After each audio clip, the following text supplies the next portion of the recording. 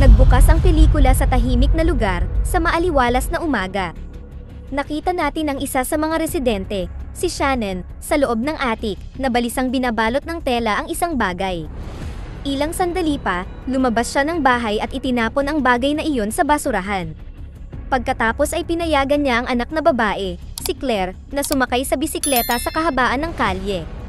Sumali rin ang aso nila sa paglalaro at tila normal na araw ito para sa bata. Gayunpaman, mabilis na nagbago ang mga bagay nang bumalik si Claire sa bahay. Pumunta siya sa attic upang hanapin ang ina, para lamang matuklasan na ang babae ay nagbigti. Ang pelikula pagkatapos ay pinutol sa ilang taon na nakalipas, biglang nagising si Claire na ngayon ay malaki na. Lumalabas na binabangungot pa rin siya tungkol sa pagkamatay ng kanyang ina. Nakatira siya ngayon kasama ang ama, si Jonathan, na nagtatrabaho bilang basurero.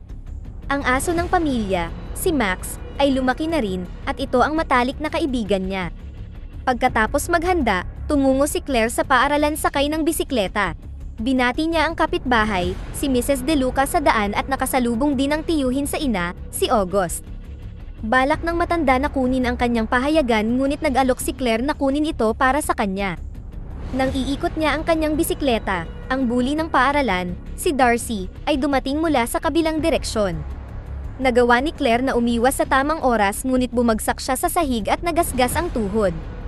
Anuman, pumasok siya sa paaralan, kung saan nakita niya ang kanyang ama na kinakalkal ang mga basura. Nahihiya siya dahil dito at galit na hinarap ang kanyang ama. Sinabi ni Jonathan na sinusubukan lamang niyang maghanap ng bagay na kapaki-pakinabang, ngunit nang sabihan siya ni Claire na umalis, napilitan siyang sumunod. Sa sumunod na eksena, nalaman natin na si Claire ay madalas na binubuli ng mga sikat na estudyante. Itinuturing nila siyang mangmang na mahina na nagmula sa mahirap na pamilya. Napatunayan ito nang maghagis ng inumin ang pinakamasamang bully, si Darcy, sa poster ni Claire, na ilang buwan na niyang pinagtatrabahuhan. Ang mga kaibigan lang ni Claire sa paaralan ay sina June at Meredith, at mukhang nagkakasundo sila. Ngunit ito ay dahil lamang sa silang tatlo ay parehong hindi sikat sa paaralan. Nalaman din natin na si Claire ay may malaking paghanga sa sikat na lalaki na nagngangalang Paul. Sa kasamaang palad ay may girlfriend na ito.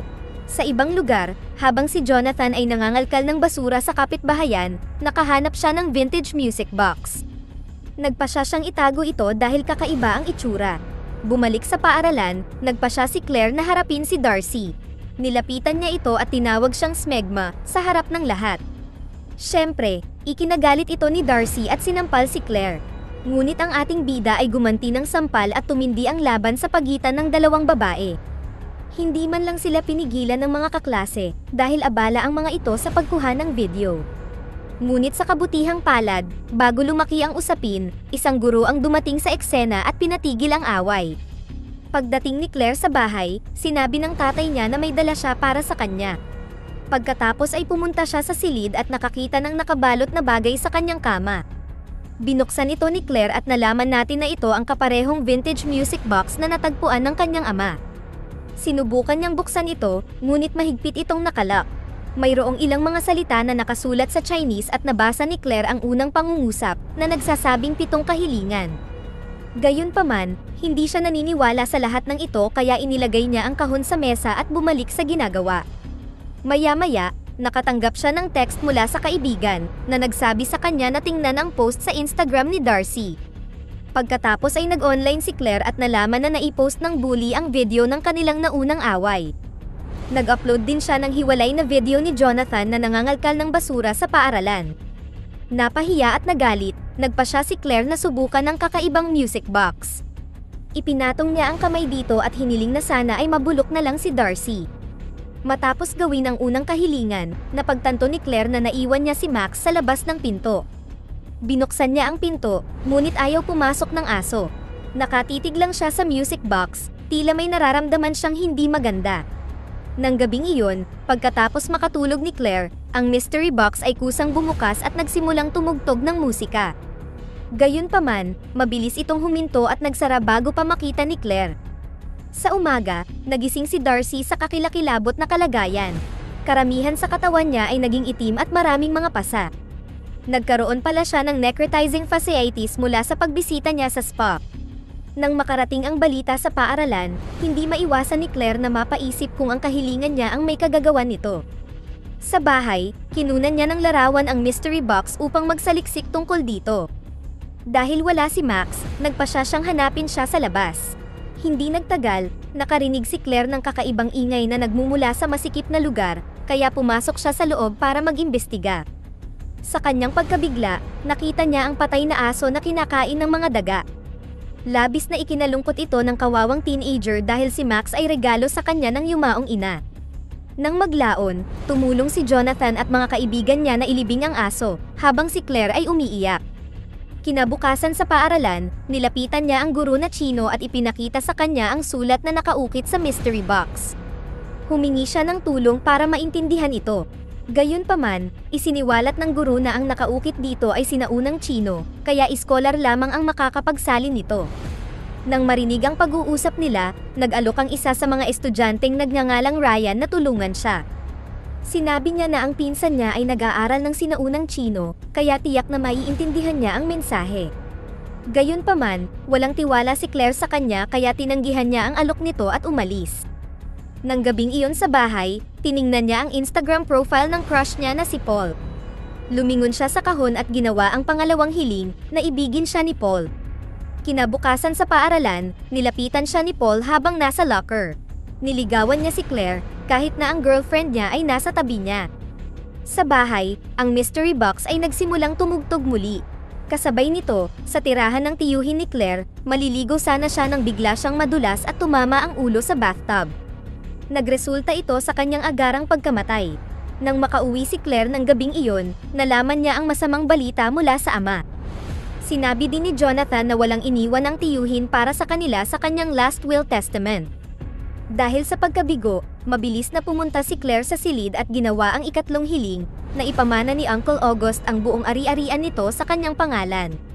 Pagkalipas lamang ng ilang minuto, nakatanggap si Jonathan ng tawag mula sa mga awtoridad, ipinaalam sa kanya na mamanahin ni Claire ang lahat ng mga ari-arian ng kanyang tiyuhin.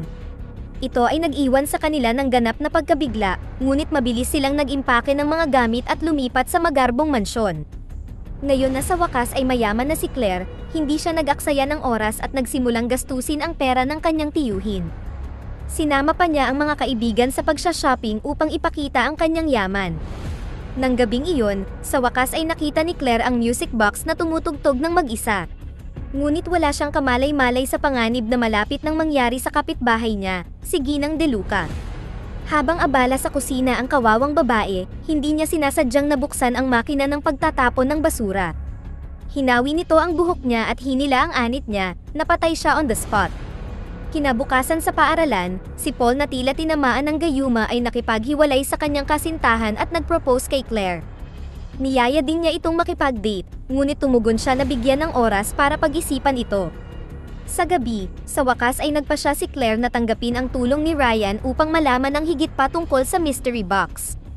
Isinama siya ni Ryan sa kanyang pinsan, sa apartment ni Gina para sa masusing investigasyon. Pagkatapos ay tiningnan ni Gina ang kahon at sinabing ito ay Chinese wish pot na nagbibigay ng 7 kahilingan. Nahanap din niya ang sulat na Lumei na nakasulat dito na pinaniniwalaan niyang may-ari ng kahon. Sa pagsasaliksik ng pangalan sa internet, nalaman ng grupo na ang buong pamilya ni Lumei ay pinatay ng masamang tao. Kaya, hinawakan niya ang music box niya at nanalangin ng ilang araw hanggang sasagutin siya ng demonyo. Pagkatapos ay ginamit ni Lumei ang kapangyarihan ng demonyo para patayin ang lahat ng kanyang mga kaaway at yumaman. Ngunit sa huli, bigla na lang niyang tinapos ang sarili sa hindi malaman na kadahilanan. Sinubukan ni Gina na maunawaan ang iba pang mga sulat, ngunit nakasulat ang mga ito sa mas komplikadong wika. Kaya, kumuha siya ng larawan at ipinadala ito sa kaibigan para sa karagdagang impormasyon. Sa sumunod na eksena, habang pauwi sina Ryan at Claire, muli niyang nakita ang kanyang tatay na nangangalkal ng basura. Puno ng galit, umuwi siya at ginawa ang ika-4 na hiling, na ang kanyang ama ay hindi na gumawa ng kahihiyan. Gaya ng hiling, si Jonathan ay agad na naging cool na lalaki at nagsimula siyang tumugtog ng saxophone sa harap ng mga kaibigan niya. Sa ibang lugar, nakatanggap si Gina ng email mula sa kaibigan tungkol sa pagsasali ng wika. Nang mabasa niya ito, nagulat siya sa nalaman. Bumalik sa bahay ni Claire, ang mystery box ay nagsimulang tumugtog ng nakakatakot na kanta na nagpapahiwatig na malapit na itong pumatay ng isa pang tao. Kasabay nito, ang silid ni Gina ay nakaranas ng kawalan ng kuryente, kaya nagmamadali siyang lumabas. Sinubukan niyang tawagan si Ryan upang ipaalam sa kanya ang katotohanan tungkol sa mahiwagang kahon, ngunit dahil sa malakas na hangin ay nahulog ang cellphone niya mula sa balcony. Pagkatapos ay nagmamadaling pumasok si Gina sa silid, ngunit hindi sinasadyang natisod siya at tumama ang sarili sa matalim na estatwa. Nagresulta ito ng kanyang kamatayan. Sa umaga, natagpuan ni Ryan ang basag na cellphone sa sahig. Nabasa niya ang nakatype na mensahe na ipapadala nito sa kanya kagabi at nag-alala para sa kanya. Pagkatapos ay nagmadali siyang pumunta sa silid ni Gina at nakita niya ang walang buhay na katawan nito sa rebulto. Nang maglaon sa paaralan, nilapitan ni Ryan si Claire at tinanong kung may ginawa ba siyang kahilingan nitong bago lang. Sinabi niya na natagpuan niya ang pinsan niya, si Gina, na wala ng buhay sa kanyang apartment. Sa wakas ay ibinunyag niya kung ano ang ibig sabihin ng nakaukit sa kahon. Lumalabas na sa bawat hiling, ang kahon ay sisingil ng buhay.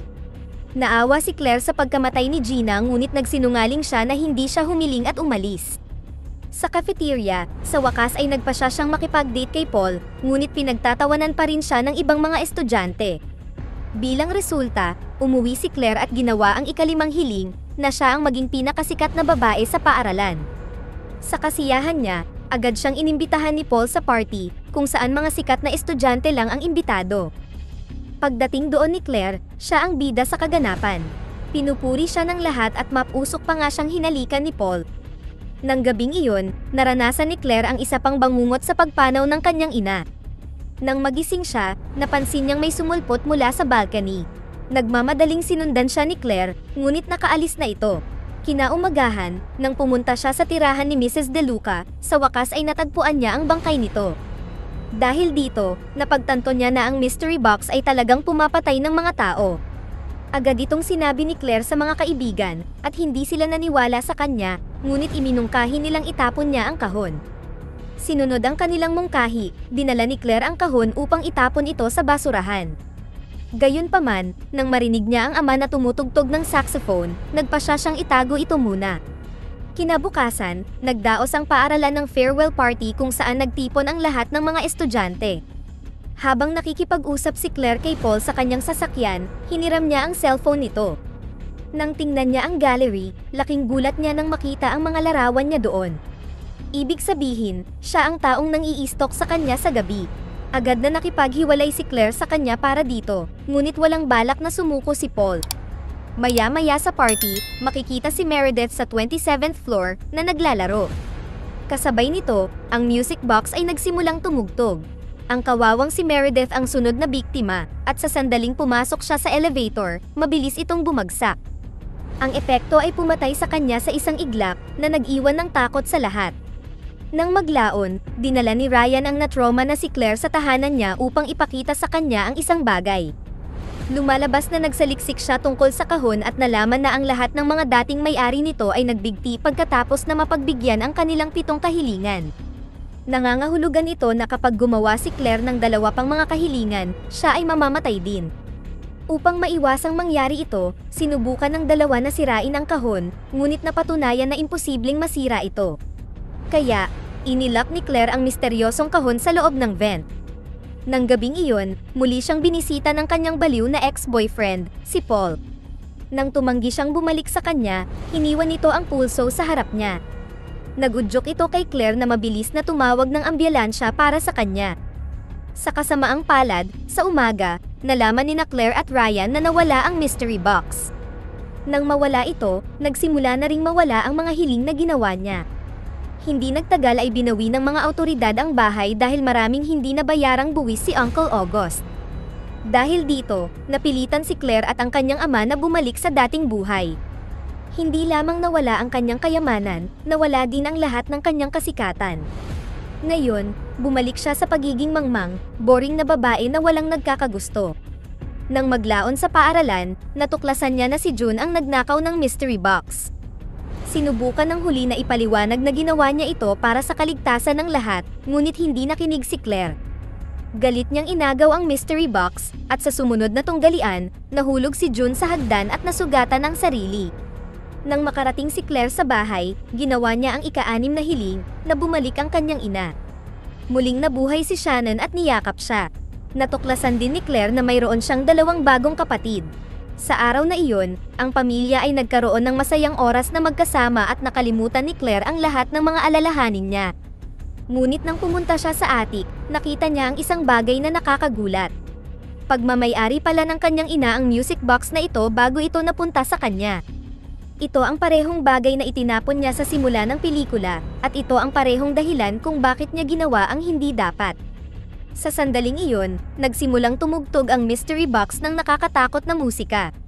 Si Jonathan ay kasalukuyang nasa hardin, nagpuputol ng sanga ng puno kasama ang kaibigan.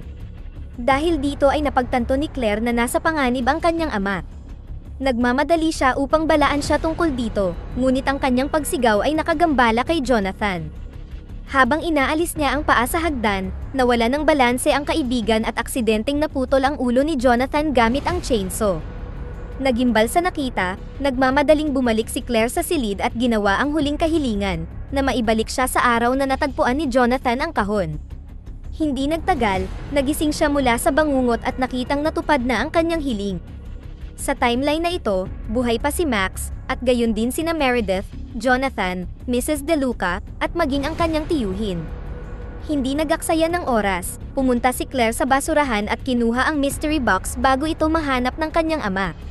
Pagkatapos ay tinakpan niya ito ng tela at ibinigay kay Ryan sa paaralan. Hindi ibinunyag ni Claire kung ano iyon ngunit hiniling sa kanya na huwag na itong buksan.